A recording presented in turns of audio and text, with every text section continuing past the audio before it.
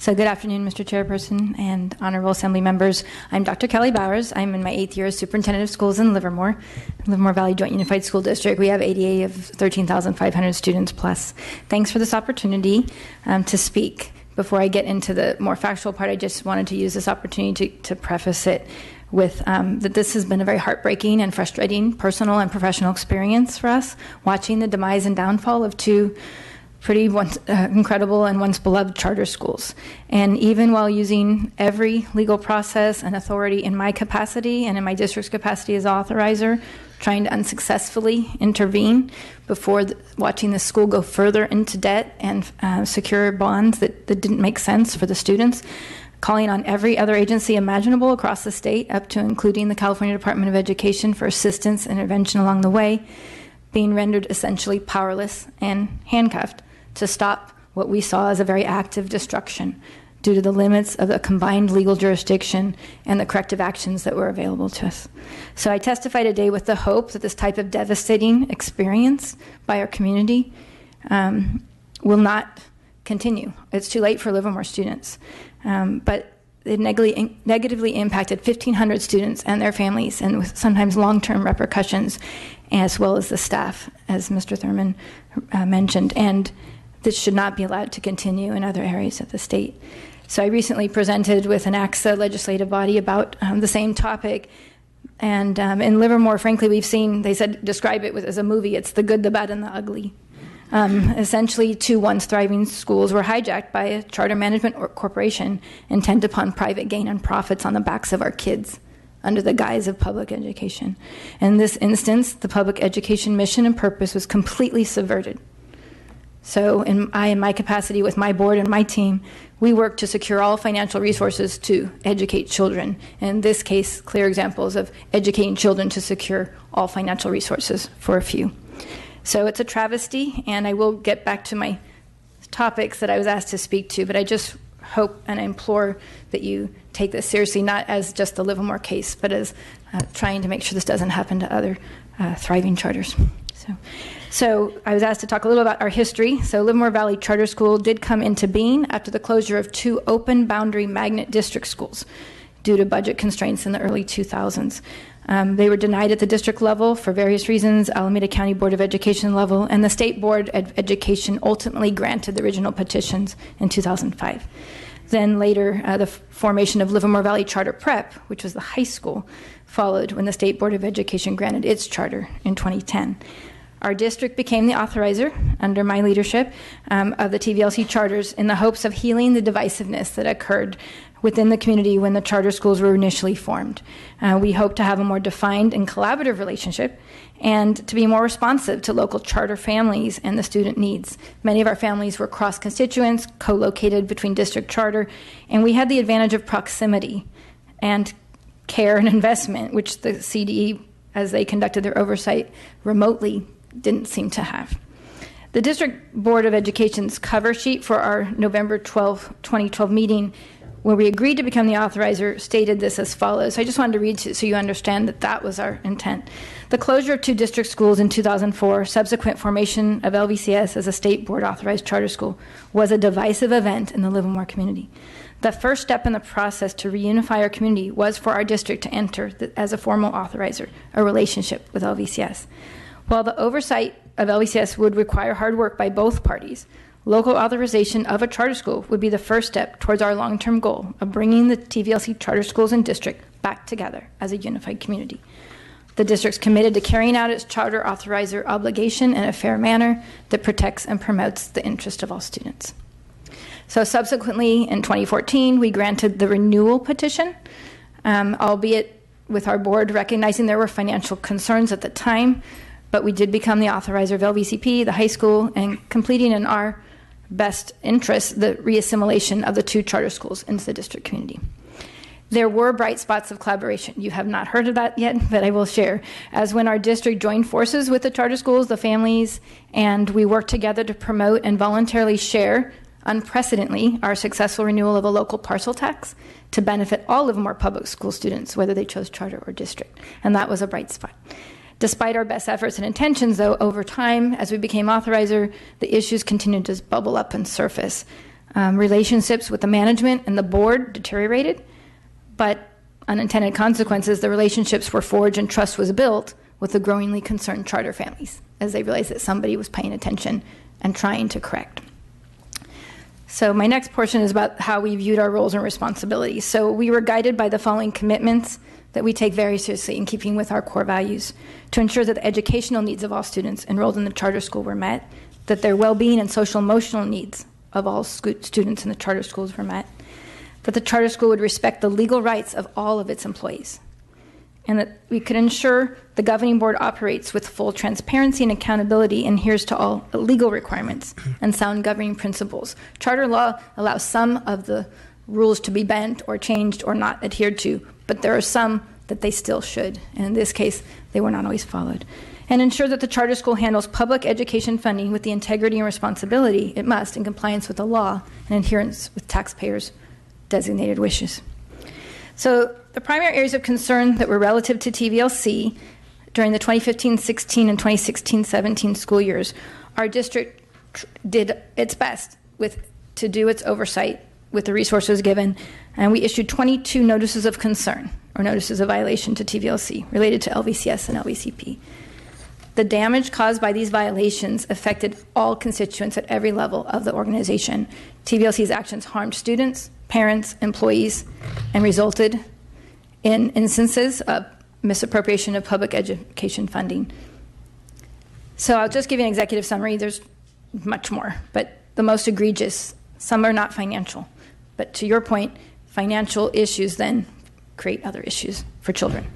Operation of an unlawful foreign exchange program, enrolling students from China and charging tuition, involuntary transporting of 2 minor female Chinese students to Stockton to transfer them to another school against their will without parent involvement, bullying, intimidating, and demeaning several minor foreign exchange students by a principal and 2 other employees to coerce them into signing documents without representation under direct threat of deportation. Failure to report child abuse, resulting in the principal being charged by the Alameda County District Attorney's Office when a TVLC employee placed a chokehold on a minor foreign exchange student as a means of forcing submission. Incurring nearly $60 million in public facilities bond funding and debt, even though the charter schools were obtaining more than adequate facilities from the district at a below market rate per Prop 39 agreements. Setting up shell corporations, as Mr. Fine alluded to, which to funnel public education funds for the establishment and operation of private schools out of public view. Failure to make payroll, causing problems and angst for teachers with their STIRS contributions reporting and affecting their long-term retirement and lives. Failure to pay debts to vendors and employees, including our school district, of over $800,000, but in the millions to others. And these are folks who provided services, and then some provided without ever hope of payment. Others ceased to provide services, which is when, again, the students were impacted with custodial issues, lack of curriculum, and other areas. Failure to submit the audit report for 2 consecutive fiscal years. Filing for bankruptcy, initially Chapter 11 reorganization, subsequently Chapter 7 liquidation. Losing WASC accreditation for a high school, a college prep high school, which harmed the college admissions prospects of students, and the students are still reeling from that, and we're helping each one to try to recover and get a robust transcript. Allowing the principal to change student grades without teacher consent to artificially boost charter schools' graduation rates. So these are the most extreme examples. I clearly have a time limit. But the 22 notices of concern and violation are public record on our website, and they detail additional acts of misconduct. And to Superintendent Monroe's point, it is true that resources are required. Our staff gave the time. We spent the time. We just did double duty because it was so important to try to correct. I don't think any amount of resources can help if people don't want to go with the program and do the right thing. So the web of deceit was there, and I think Mr. Fine was able to allude to that, with that there was active efforts to thwart any intervention by the district, by the county, by other agencies, because things were not shared. So this is a partial list of agencies who are monitoring or have been investigating and also received complaints about TVLCs. Our Livermore School District, the Alameda County Office of Education, the California Department of Education, the State Superintendent of Public Instruction, California Commission on Teaching Credential, City of Livermore, Livermore Police Department, Child Protective Services, Alameda County District Attorney's Office, WASC, FCMAT, Office of Congressman Eric Swalwell, our Office of Assembly Member Catherine Baker, Office of Senator Steve Glazier, Consulate General of the People's Republic of China, the United States Immigration and Customs Enforcement, Asian Americans Advancing Justice, and the Federal Bureau of Investigation. And that's just part. So our barriers to oversight, because to get to your point, we could cry me a river, but what really can we change for the future? Our most significant barrier was to TVLC's mentality that just was not accountable to anyone, and borne out in one sentence, which is their response to one of our district's notice of concern. Quote, "Any legal, contractual, or any other issue with third parties should be of no concern to LVJUSD." So the response was continually focused on the schools, not the CMO. And as we've heard multiple times today, there is no authority body that I know of, entity, that actually the CMO has to answer other than to a self-selected board of directors. The authorizer does have oversight over the schools and budgets, but not the management corporation. TVLC used these corporate shells to transfer public education funding and hide the use of public education funds from our safeguards and accountability measures. And the more we probed and asked, then nothing came forward, such as audits. Betty Yee asked for the audits, didn't get them. Tom Toilikson asked for audits. Superintendent, nobody still has any of these audits. TVLC board members were privately selected, not elected by the public, which further shielded their decisions from public accountability. And the charter law only allows authorizers, and this is probably what took a toll most on our school and community. We only have the revocation process to address misconduct.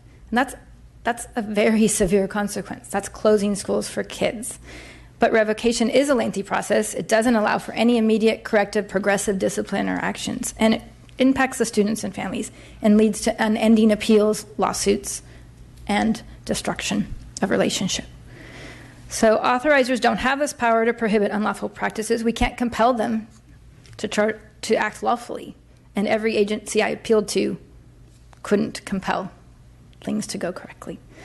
So this allowed a charter school like TVLC to just thumb its nose at us and claim that the charter school's financial and other practices are outside of our jurisdiction or none of our business.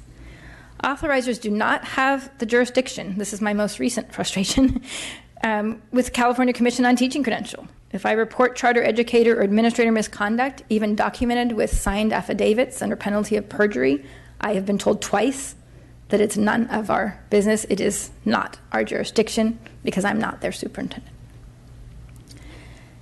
So what have we done in response? Our guiding principle was serve the students, regardless of the educational setting or the predicament that the children found themselves, because children did not make these choices.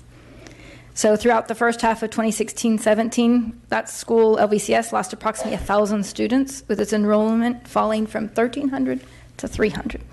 And LVCP, the high school, lost hundreds of students. We did have the capacity, because the school was vacated from Prop 39, to open mid-year a satellite school as an extension of Rancho Las Positas School for K-5. The 6-8 students were absorbed into middle schools that had space and absorbed LVCP high school students at our comprehensive high schools and independent studies school. Most are thriving in their new school communities, but I can't tell you it was an easy transition. Every child wanted to be where they were used to being. TVLC announced in federal bankruptcy court on June 5th that it had just run out of operating funds and would tell its teachers and students not to return the very next day, without completing their academic year, with no notice. LVJUSD attorney, our attorney, John Ye, advised the court that we would take steps to protect students, parents, and employees to the best of our ability. So we voluntarily covered the final payroll period for LVCS and LVCP teachers and their support staff to allow continued operation, to compensate the teachers for administering final exams and grading, to ensure the students experience their last day of school with some sense of closure and some pomp or circumstance to celebrate the milestone. The TriValley Learning Corporation Board did end up voting to close their schools, and subsequently our board voted to revoke their charters on June 27th. The following week, they converted from Chapter 11 to Chapter 7, beginning the process of liquidating assets that are remaining. More recently, with Alameda County Superintendent and others, we held a conference call with superintendents of all school districts who might receive these students, because they aren't all from Livermore, to help them navigate the college credit issues, learn about options to meet UC A to G eligibility requirements that were jeopardized due to the loss of accreditation. And then on June 13th, after a process that involved the recommendation of students, teachers, and parents, our board accepted a recommendation to rename the satellite school a permanent Lawrence Elementary School in recognition of the influence of Lawrence Livermore Laboratory, a cherished and respected institution. And so you've heard through the chain what we've gone through, and I don't think that we're victims. I do think that the children were. And I hope that others don't face that. When I think about when we early on, about a year or so ago, we met with many of us here with Superintendent Torlakson, when I first gave my cry for help to say this is beyond me. What I ended up finding out when I said who owns the school, who owns the property, we were told it was a special purpose entity. And we Googled that and they said see Enron. So I think that was a fitting word to use, but it was also very disturbing. So I do know that you're all elected politicians. I know that you, as many of us have, including myself, you may become the target of very sophisticated and calculated political pressures. You might be subject to negative social media commentary and public or behind-the-scenes attempts to damage your character or professional reputation if you take stands such as we did. In my case, I was on the receiving end of a credible death threat. So I would encourage you, though, to take stands in the name of children, not pro or against charter. It's not about that. It's against corruption and subversion of taxpayers' funds. But to know that you're standing against some powerful money-making and lobbying machines.